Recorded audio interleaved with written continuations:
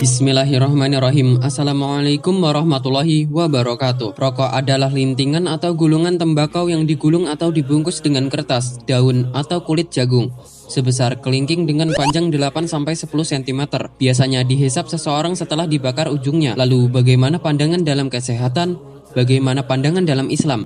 Sebelum lanjut videonya, tekan tombol subscribe dan loncengnya. Bagikan video ini ke keluarga dan teman-teman juga.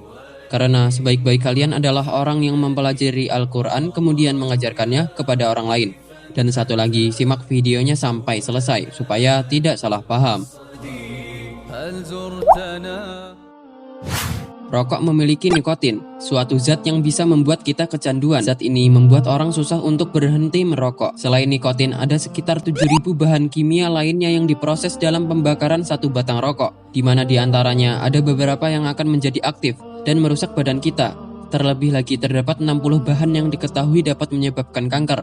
Dari sini kita dapat mengambil kesimpulan bahwa merokok dapat merusak organ kita dan secara umum menurunkan kondisi kesehatan. Komponen selanjutnya adalah tar. Partikel ini berisi zat yang dapat menyebabkan kanker. Tar dapat membuat gigi tangan perokok menjadi kuning dan dapat juga mengotori paru-paru dan memberikan penampilan yang sama. Selanjutnya adalah zat monoksida.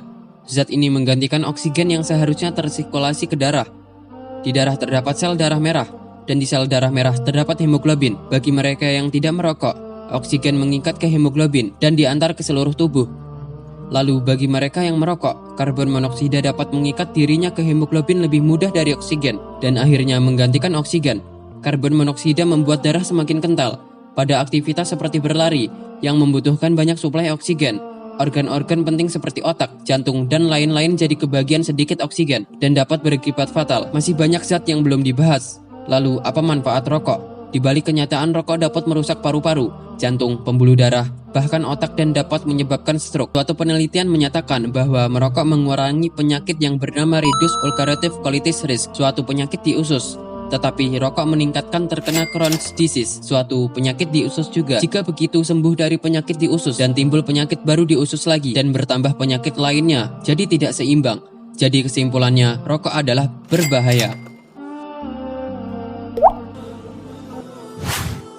Rokok hampir mirip seperti khamr, yaitu di samping keburukannya ada sedikit manfaat. Allah Subhanahu wa Ta'ala berfirman, "Mereka bertanya kepadamu tentang khamr dan judi. Katakanlah pada keduanya terdapat dosa yang besar dan beberapa manfaat bagi manusia, tetapi dosa keduanya lebih besar dari manfaatnya." Quran Surat Al-Baqarah ayat 219. Ulama Syafi'iyah seperti Ibnu Ala'an dalam kitab Syarriyadus Shalihin dan Al-Azkar serta buku beliau lainnya yang menjelaskan akan haramnya rokok. Begitu pula ulama Syafi'iyah yang mengharamkan adalah Asy-Syaikh Abdurrahim Al-Ghazi, Ibrahim bin Jam'an, serta ulama Syafi'iyah lainnya mengharamkan rokok. Qalyubi, ia berkata dalam kitab Hasyisyah Qalyubi ala Syar' al-Mahali, ganja dan segala obat bius yang menghilangkan akal, zatnya suci sekalipun haram untuk dikonsumsi. Oleh karena itu, para syekh kami berpendapat bahwa rokok hukumnya juga haram, karena rokok dapat membuka jalan agar tubuh terjangkit berbagai penyakit berbahaya. Ulama mazhab lainnya dari Malikiyah, Hanafiyah, dan Hambali juga mengharamkannya. Artinya, para ulama mazhab menyatakan rokok itu haram. Di antara alasan haramnya rokok adalah dalil-dalil berikut ini.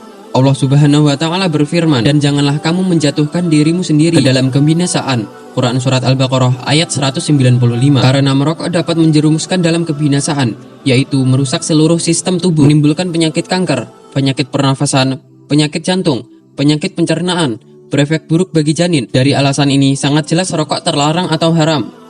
Riwayat lainnya, Rasulullah SAW bersabda, "Tidak boleh memulai memberi dampak buruk, mudarat pada orang lain, begitu pula membalasnya." Hadis riwayat Ibnu Majah, Ad-Daruqutni, Al-Baihaqi, Al-Hakim. Kata Syekh Albani, hadis ini sahih. Dalam hadis ini dengan jelas terlarang memberi mudarat pada orang lain, dan rokok termasuk dalam larangan ini. Admin di sini hanya menyampaikan informasi. Lanjut merokok atau tidak merokok tergantung pendapat yang Anda pegang. Wallahu a'lam bishawab. Assalamualaikum warahmatullahi wabarakatuh.